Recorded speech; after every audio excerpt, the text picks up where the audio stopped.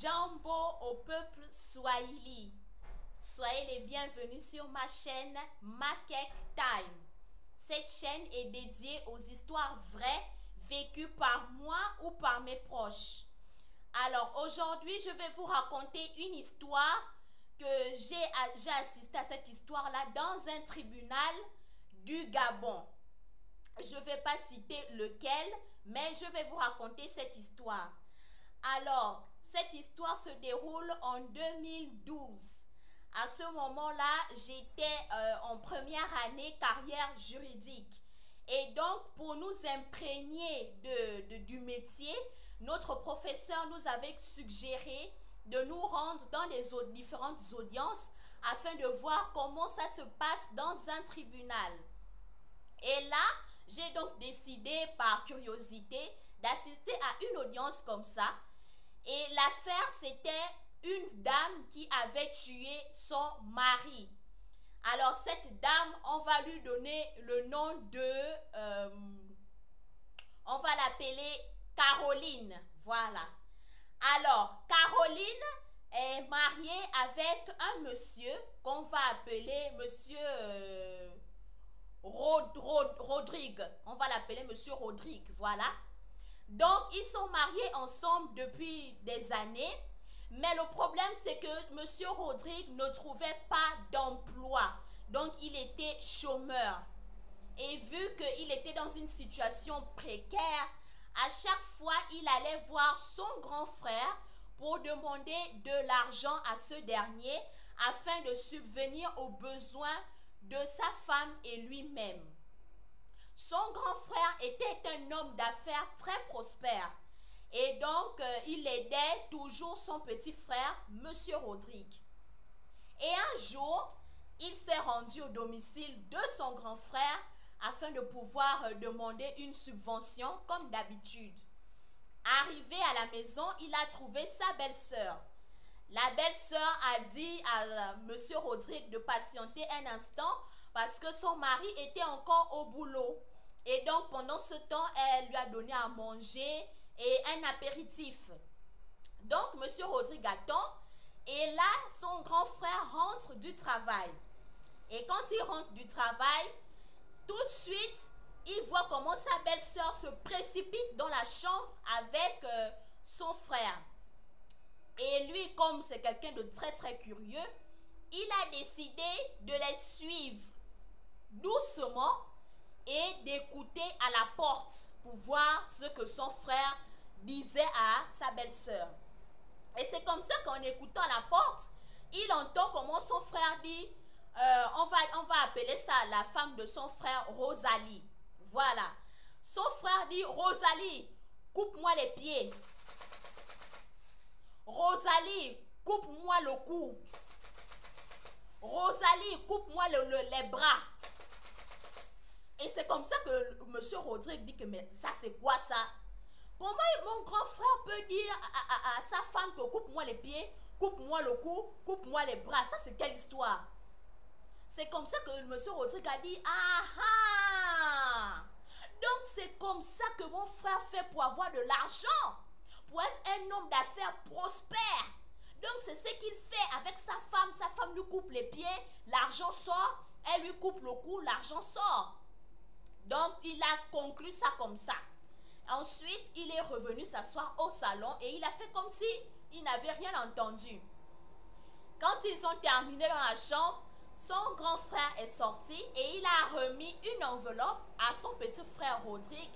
Et il a dit, tiens, cette enveloppe, j'espère que ça pourra t'aider vraiment à subvenir aux besoins de ta femme pendant que tu es en train de rechercher du boulot. Là, monsieur Rodrigue a remercié son grand frère et il a pris congé de lui. Monsieur Rodrigue rentre donc chez lui. Et là, quand il rentre chez lui, il trouve Caroline, son épouse, à la maison. Et il dit à sa femme, ah Caroline, j'ai trouvé le secret de mon grand frère. Je te jure que là, toi et moi, on va devenir riches. Caroline a dit, ah bon? Tu as trouvé le secret de ton grand frère, mais c'est quoi son secret? Et c'est comme ça que Rodrigue dit, mais son secret, je vais te dire ça tout de suite. Donc, quand mon grand frère rentre du boulot, il va tout de suite dans la chambre avec sa femme. Et là, il dit à sa femme, coupe-moi les pieds, coupe-moi le cou, coupe-moi les bras. Caroline a dit que, tiens, il dit quoi à sa femme? Coupe-moi les pieds, coupe-moi la tête. Oh oui, il lui dit ça. Et quand elle fait ça, c'est là où l'argent sort. Donc, c'est comme ça que mon grand frère fait pour être riche, en complicité avec son épouse. Donc, toi aussi, Caroline, tu vas me faire la même chose parce que moi, je suis fatiguée de cette vie de misère. Je suis fatiguée de tout le temps aller chez mon grand frère pour aller quémander là-bas. Non, je ne veux plus de ça. Moi aussi, je veux être en haut. Je veux être riche. Je veux aussi qu'on me respecte parce que dans ce monde-là, quand tu n'as pas l'argent, on te prend pour un chien. Mais là, maintenant que j'ai découvert le secret, mon grand frère va me respecter. La société va me respecter. Et c'est comme ça que Caroline a dit, ah bon? Ok, d'accord, comme tu voudrais qu'on puisse... Dans la vie, on dit toujours qu'il faut essayer. Donc, on va essayer, il n'y a pas de problème. Et c'est comme ça que M. Rodrigue a dit, bon, Caroline, tu m'attends ici. Je m'en vais au marché aller acheter une machette neuve. Parce qu'il faudrait que la machette là soit bien aiguisée. Faudrait même pas que ça rate un coup. Ça doit être bien aiguisé comme ça. Dès que tu coupes comme ça, l'argent sort automatiquement. Et c'est comme ça que M. Rodrigue est parti au marché. Il a acheté une machette neuve.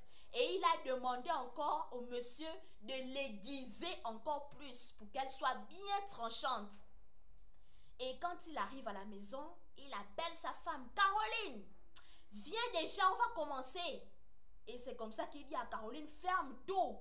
Les portes, les fenêtres, tu fermes, on reste dedans. Parce qu'il ne faudrait pas que les gens voient comment l'argent sort. Sinon, on va commencer à venir nous embêter ici avec les doléances. Et donc, Caroline a fermé tout, portes, fenêtres, ils sont restés dans la maison enfermés. Et il dit à Caroline, bon, maintenant là, coupe-moi le cou. Caroline a dit que, même pas d'abord commencer par les pieds pour voir si l'argent va réellement sortir. Toi, tu dis déjà que coupe-moi le cou comme ça là. Mais maintenant, si ça ne marche pas, comment on va faire? Il a dit non. Au niveau des pieds là-bas, c'est sûr que c'est une petite somme qui sort. Moi, je veux déjà le pactole. Je veux le jackpot. Donc, je ne vais pas commencer par les pieds. Par les pieds là-bas, il n'y aura rien. Commence par le cou ici. Il y aura une grosse somme qui va sortir. Et c'est comme ça que Caroline a dit que non, non, non, je ne peux pas faire ça. Je ne peux pas te faire ça. Commençons par les pieds. Et c'est comme ça que M. Rodrigue s'est fâché contre son épouse. Il a dit, Caroline, si tu refuses de faire ce que je te demande, je vais te bastonner ici, mais tu vas retourner chez toi à mocher. Tu vas retourner chez tes parents. Ça, c'est quelle femme désobéissante. Donc, tu veux seulement de mon malheur. Tu ne veux pas que je puisse prospérer. Toi, tu es là seulement pour me faire des misères. C'est comme ça que Caroline a dit que non, toi aussi. Je ne suis pas là pour te faire des misères, mais je te demande juste d'être sage en commençant par quelque chose où on peut voir si ça marche ou pas. Et il a menacé Caroline. Il a dit qu'aujourd'hui, là, Caroline, si tu ne fais pas ce que je te demande, tu vas voir ce que je vais te faire. Et Caroline, en ayant peur de son mari, eh bien, elle a décidé de faire ce qu'il demandait, donc c'est-à-dire couper le cou de monsieur Rodrigue. Et quand elle lui a coupé la tête a roulé sur le sol et le sang a giclé de partout.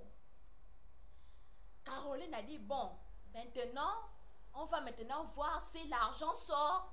Donc, Caroline s'est assise et elle a commencé à attendre.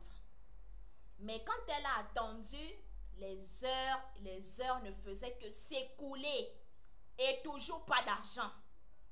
Caroline a dit que, oh, mais depuis là, j'ai commencé à lui couper le cou à 14 heures.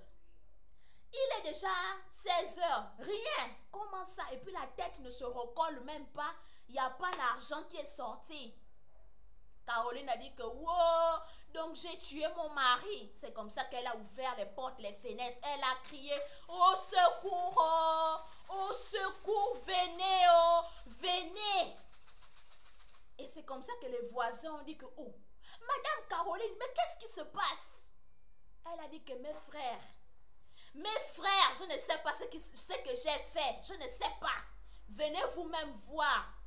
Et quand les gens sont rentrés dans la maison, mais les gens ont été horrifiés de découvrir la tête de M. Rodrigue par terre avec du sang qui giclait partout. Et là, ils ont appelé le service funèbre, ils sont venus, la police est venue constater et on a attrapé Madame Caroline, elle a été embarquée au commissariat. Et on lui a demandé de s'expliquer sur ce qui s'était passé. Et c'est comme ça que Madame Caroline a raconté cette histoire. Et voilà comment le jour du procès est arrivé. Le juge, en entendant cette histoire, il a dit que, mais franchement, ça c'est une histoire vraiment bizarre. Où est le grand frère de votre époux? Je l'appelle ici à la barre. Qu'il vienne s'expliquer. Et c'est comme ça que le grand frère de M. Rodrigue est venu à la barre. Le juge a dit, monsieur, expliquez-nous exactement dans quelles conditions votre femme Rosalie vous coupe le cou, elle vous coupe les bras, elle vous coupe les pieds. C'est quelle histoire ça? Et c'est comme ça que le grand frère a dit que, mais monsieur le juge, je suis tout aussi ému que vous. Je suis tout aussi horrifié que vous.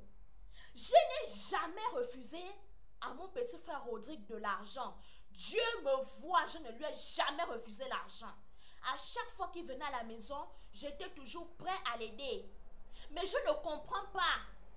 Je ne comprends pas ce qui s'est passé dans sa tête pour qu'il se dise que c'est comme ça que je faisais pour avoir de l'argent. Je suis un homme d'affaires prospère. Et c'est grâce à mes affaires, grâce à mon travail acharné, qu'aujourd'hui j'ai de l'argent. Donc ce jour-là, qu'est-ce qui s'était passé? Ce jour-là, quand Rodrigue, mon petit frère, est venu à la maison, ma femme Rosalie, c'est notre rituel. On a toujours l'habitude de faire ça. À chaque fois que je rentre, je lui dis, coupe-moi les pieds. Donc c'est un code secret entre ma femme et moi. Elle sait que quand je lui dis coupe-moi les pieds, ça veut dire que enlève-moi les chaussures. Quand je lui dis que coupe-moi les bras, ça veut dire qu'enlève-moi la chemise. Et quand je lui dis que coupe-moi le cou, ça veut dire qu'enlève-moi la cravate. Maintenant, je ne comprends pas, monsieur le juge, ce qui s'est passé dans la tête de mon frère pour qu'il puisse croire que c'est comme ça que je fais pour avoir de l'argent. Je ne sais pas pourquoi il a eu cette idée. Je ne sais pas. Et c'est comme ça que le juge a dit que vraiment... Donc c'est la cupidité de M. Rodrigue qui l'a entraîné à la mort. Et Madame Caroline, enfin, elle n'y est pour rien. C'était une idée venant de lui parce qu'il était animé par un esprit de cupidité. Il voulait vite devenir riche. Esprit de Zozoya. Et c'est comme ça qu'il a entraîné la pauvre dame dans ce crime qui a été commis. Et le juge a dit que bon, ma décision, je vais la rendre. Alors la décision, c'est laquelle? Madame Caroline, elle n'a pas du tout agi avec préméditation parce que c'était une idée de son mari. Elle l'a fait sous la contrainte puisque le mari a dit que si tu ne me fais pas ça, je vais te bastonner, je vais te renvoyer chez tes parents et tout et tout. Donc, sous la contrainte, elle a agi de cette façon. Mais on ne peut pas aussi ignorer qu'il y a eu un crime qui a été commis. Il y a une vie humaine qui est partie. Donc, la décision, c'est que Madame Caroline, on va lui donner 2 ans de prison. Et après, elle pourra être libre. Vu qu'elle n'a pas du tout agi par préméditation, c'était un ordre qu'elle a reçu de son mari. Et elle a exécuté cet ordre-là sous la contrainte et sous les menaces. Donc, elle va juste faire 2 ans de prison et ensuite, elle sera libre. Donc, voilà, j'ai voulu vous raconter cette histoire pour vous montrer à quel point dans la vie il faut se contenter de ce que l'on a. Ne cherchons pas à avoir trop de choses. Ne cherchons pas à être cupides. Parce que au final, voilà les conséquences que M. Rodrigue a eues parce qu'il a été trop cupide. Il a voulu chercher à avoir plus. Donc c'était ça la moralité de cette histoire. Ngondo, mana mama nene. Ngondo, mana mama nene. Ngonde yalame, oh mana mama nana. Ngonde, ngonde yamie, ngonde, ngonde, mana mama nene. Ngonde, mana mama nene. Ngonde yalame, oh mana mama nana. Ngonde, ngonde yamio. Ngonde, ngonde yame. Ngondo. Heba. Prenez soin de vous.